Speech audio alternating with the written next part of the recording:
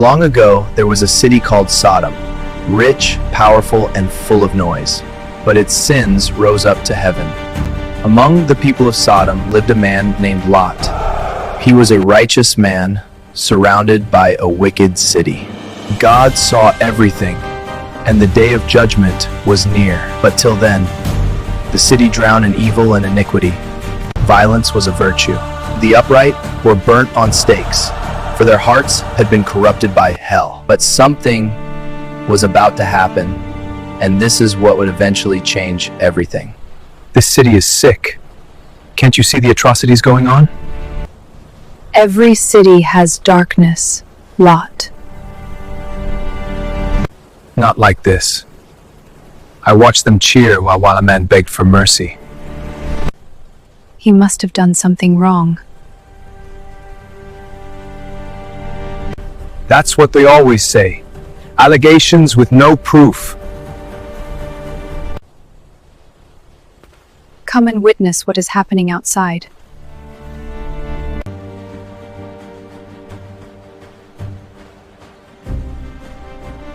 The city of Sodom never sleeps. Last night, 14 desert travelers went missing. Every breaking day in this city of sin is another evil news. You hope for change. Change? Stop dreaming of a change. A good man among cruel men will come to ruin.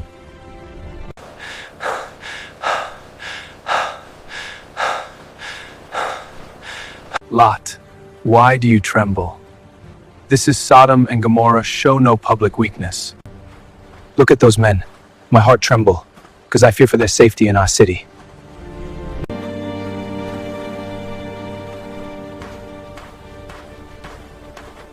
Crazy Lot, you think you can save a stray sheep from a hungry pack of wolves?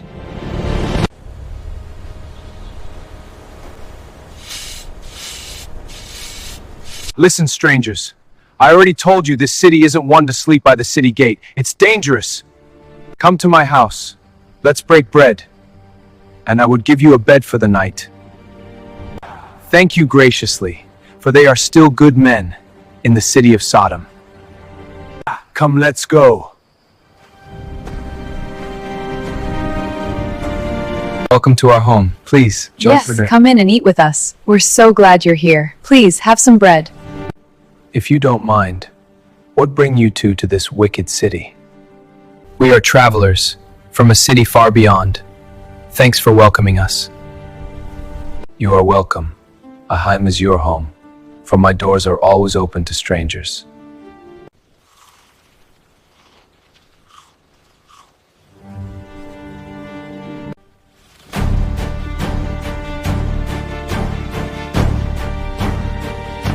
Hear ye, hear ye! The time has come! Men of Sodom and Gomorrah, tonight we march to Lot's house. He is hiding some travelers. Today I take my pound of flesh. Lot is going to feel the wrath of Sodom.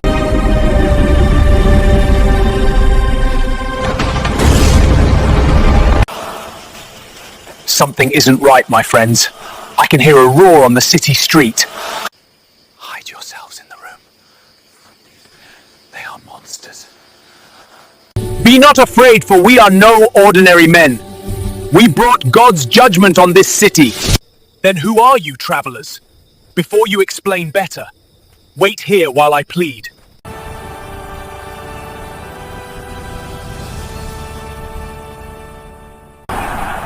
Bring out the strangers, or we would pull down this door! My brothers, men of Sodom, what have these innocent men done? You know the rule. We must have some fun time with every stranger in our city. Yes, I know! But don't hurt these men, for my daughters are even more beautiful. I'm 10 years old. To hell with you and your daughter, give us the strangers.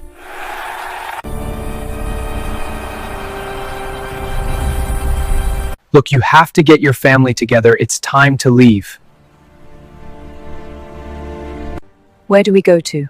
All our life is tied to this city. Should we leave all we have labored for? Keep talking, woman. Time is running out. This time no one should turn back.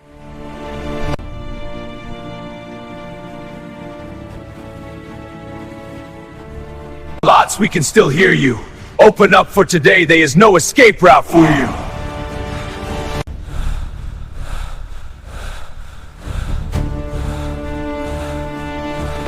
Keep running, don't look back! Anyone who do will become a pillar of salt! And so, Lot and his family were safe, but God's judgment reigned heavenly on the city. As they kept on running, Lot's wife's heart was still in Sodom. She thought of the treasures. Perhaps she also thought of her friends and all the memories the city held. In that decisive moment, she did the unthinkable. She turned back to glance at Sodom once more. And the word of the Lord, spoken through the angels, came to pass. She became a pillar of salt. God, I only wish you can give us a second chance. If it pleases you.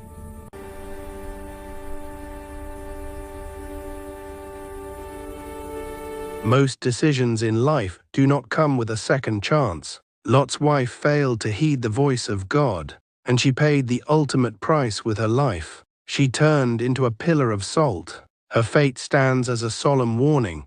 Disobedience to God's word carries consequences that can be irreversible.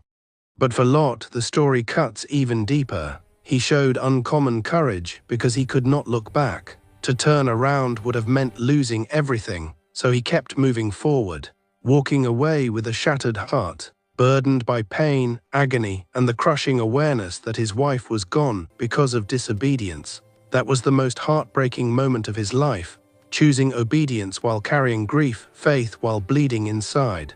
Lot's journey reminds us that sometimes survival demands strength we never knew we had, and that obedience, though painful, can be the line between destruction and deliverance.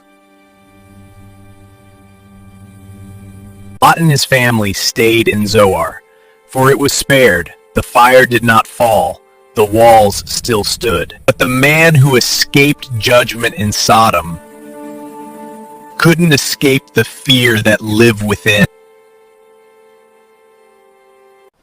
Every sound makes my heart race in this city, and it has been racing wild. Father, this city was spared for us. Why are you afraid? Because I watched the city burn in a moment. I saw fire fall from heaven. My soul is shaken. But this is not Sodom, look. The evil in Zoar can't be compared to Sodom. My daughter, evil multiply among men like weed among grains. Then, let us leave. We would stay in the hills, far away from evil.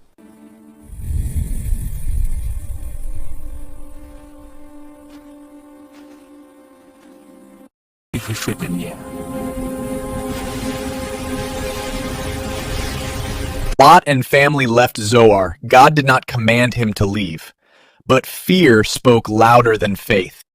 The man who once lived in a city gate now hid in shadows.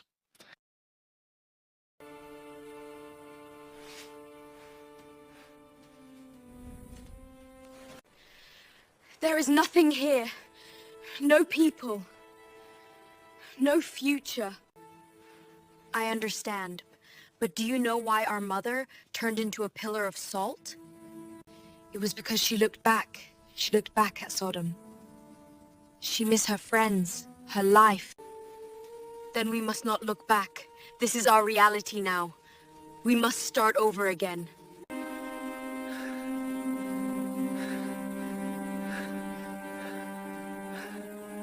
Look, I told you, he is drunk and asleep. We should stay by his side, so we can preserve the lineage.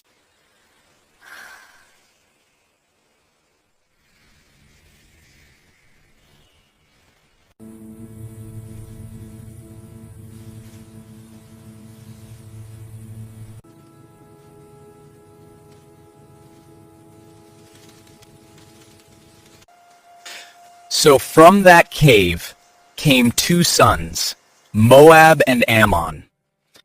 Nations born not from faith, but from fear.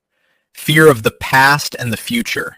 Lot's wife looked back and was lost. Lot looked forward, but walked without trust. Deliverance saves the body, but only faith guards the heart.